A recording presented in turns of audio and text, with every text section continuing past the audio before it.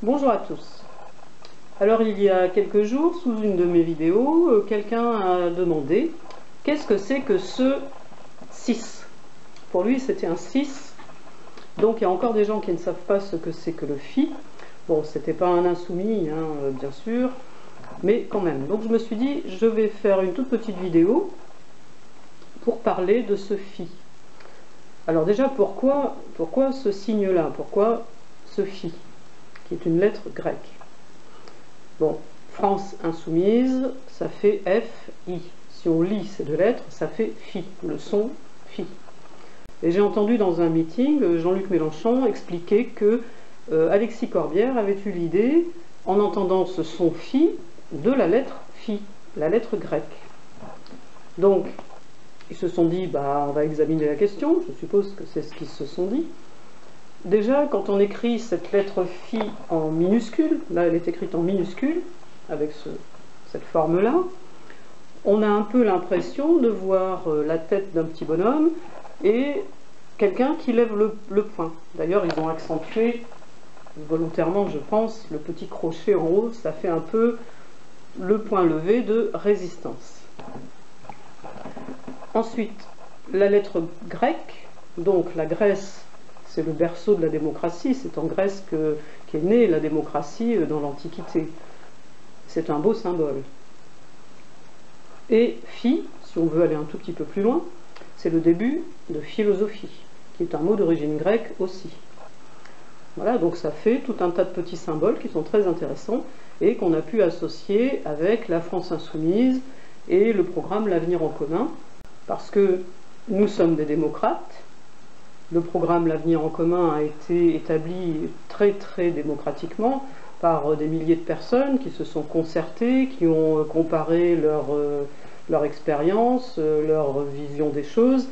Donc c'est quelque chose, on ne peut pas faire plus démocratique, n'en déplaise à certains qui voudraient bien nous faire passer pour autre chose.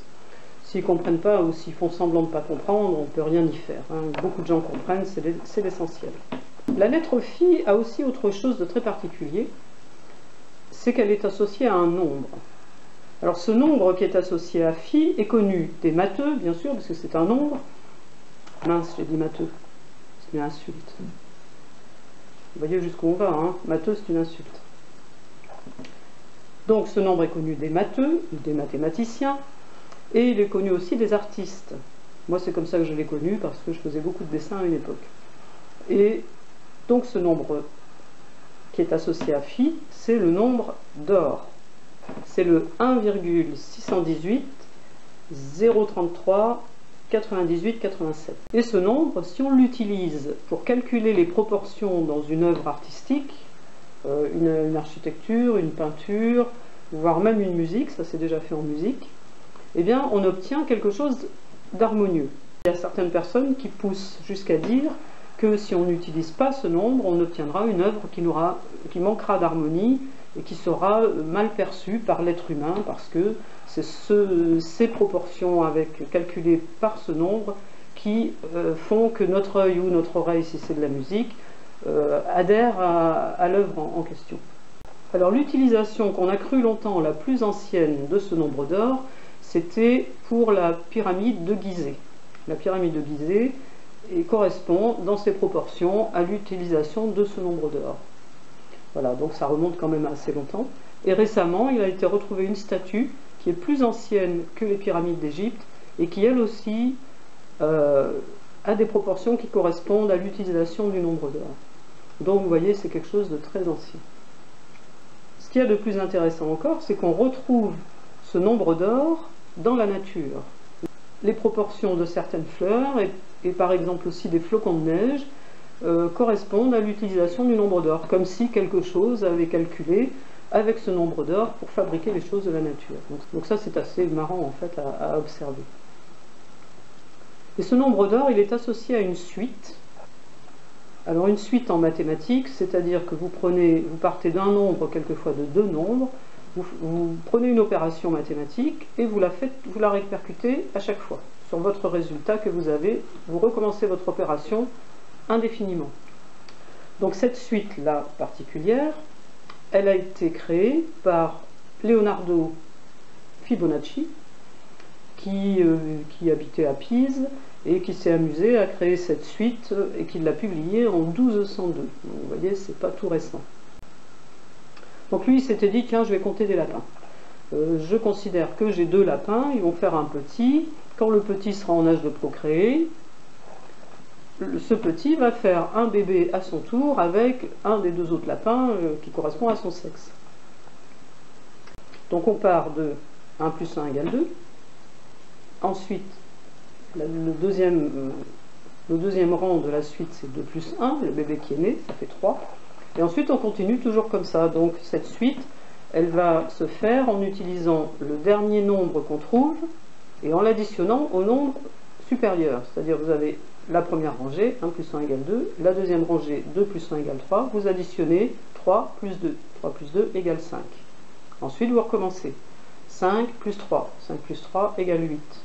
8 plus 5, 8 plus 5 égale 13, ainsi de suite. Vous continuez toujours comme ça. Et ce genre de suite, comme beaucoup de suites, arrive à des nombres astronomiques très très rapidement.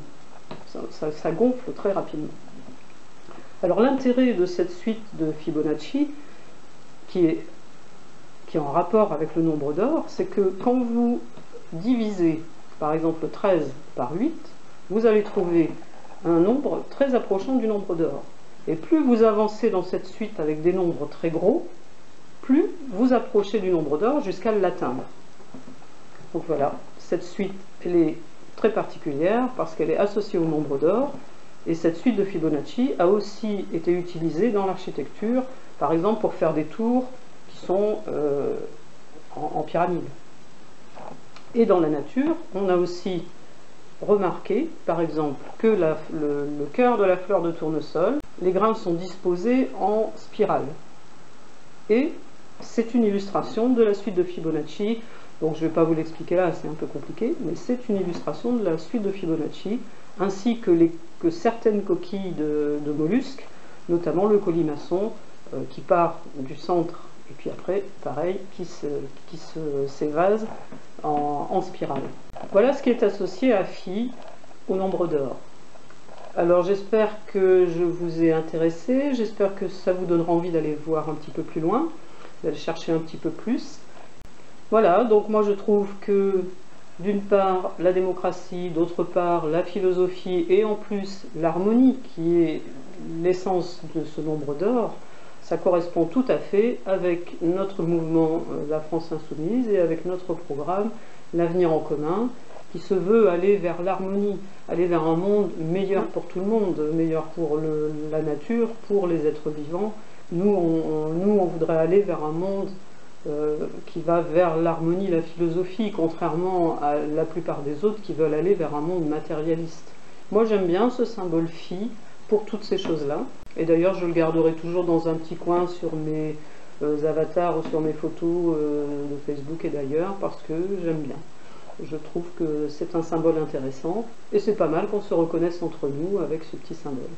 Voilà, j'espère que vous êtes au frais parce que ici, moi, j'ai très très chaud. Mais bon, il paraît que ça va se calmer.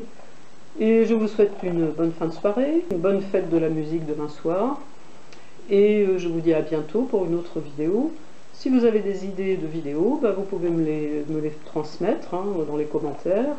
J'en tiendrai compte. Je ne dis pas que je ferai tout ce qu'on me propose, parce que d'abord il faut que je sois capable de le faire et que le sujet m'interpelle. Mais j'en tiendrai compte quand même.